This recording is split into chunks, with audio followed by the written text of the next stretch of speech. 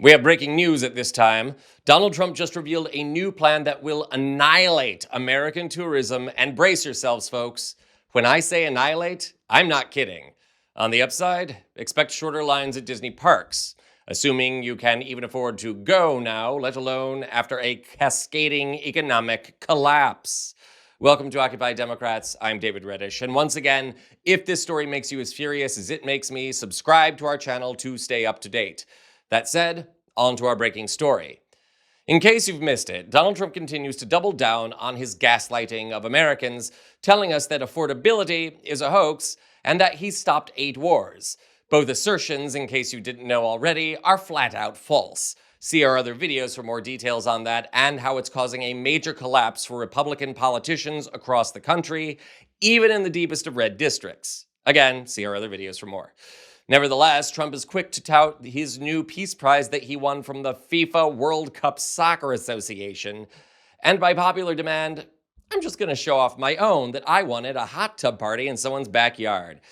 Except mine is spelled Peace, P-I-E-C-E prize. What can I say? I'm a great negotiator, but I digress. Trump's bellicose rhetoric referring to garbage countries or plans to annex close allies like Greenland or Canada have had major effect on the American economy in the form of tourism. Here's a little recap from this summer. With August arriving tomorrow, it's clear Americans this summer are cashing out of some of the most popular summer hotspots. Las Vegas especially hit hard, with visitors down 11% from last year. One factor?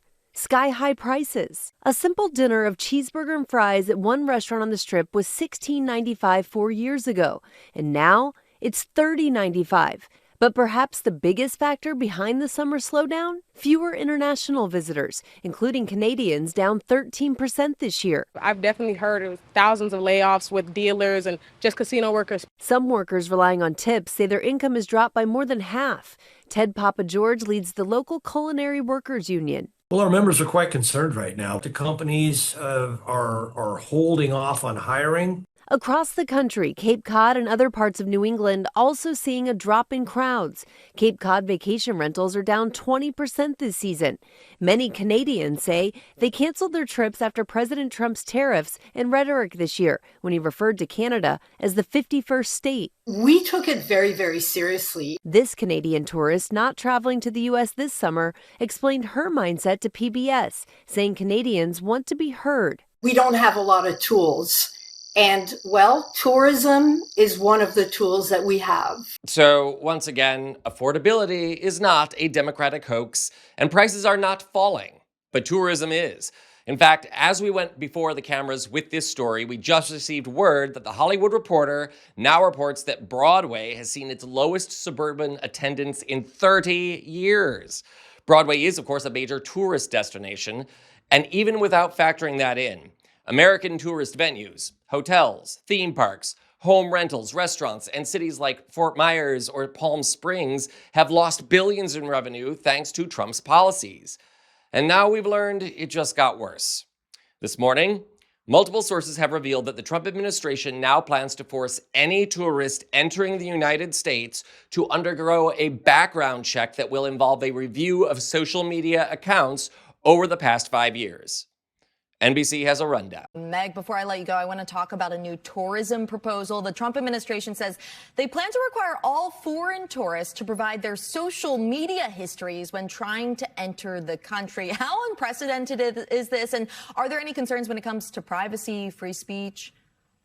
Yeah, so it's a pretty unusual move, but it also is in line with other moves that the administration has made in recent months targeting social media. So, for example, back in June, the State Department had said that it would require people who are applying for certain types of visas to make their social media public. Now, that move had generated a whole lot of controversy. I want to read you a little bit about what an advocacy group had to say about that at the time. It's called the Electronic Frontier Foundation, and they called it, quote, a dangerous Trump's push to surveil and suppress foreign students' social media activity. So what happens next in this case is that there's going to be a 60-day public comment period where people can weigh in on this proposal.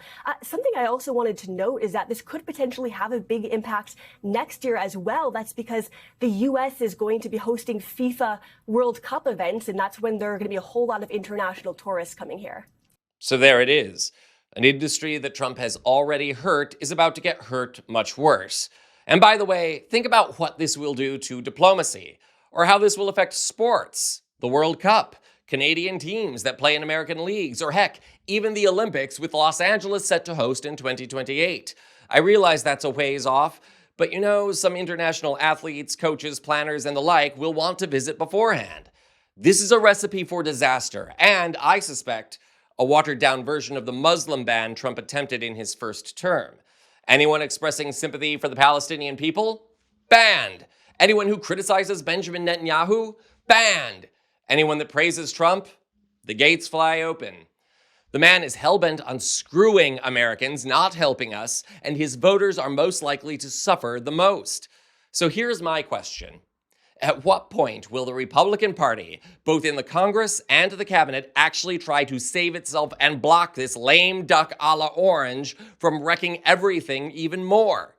The time has come to act, and as Democrats, the time has come to welcome anyone hurt by Trump's policies to our party. We may not agree on everything, but by working together, we can stop this crisis before it progresses.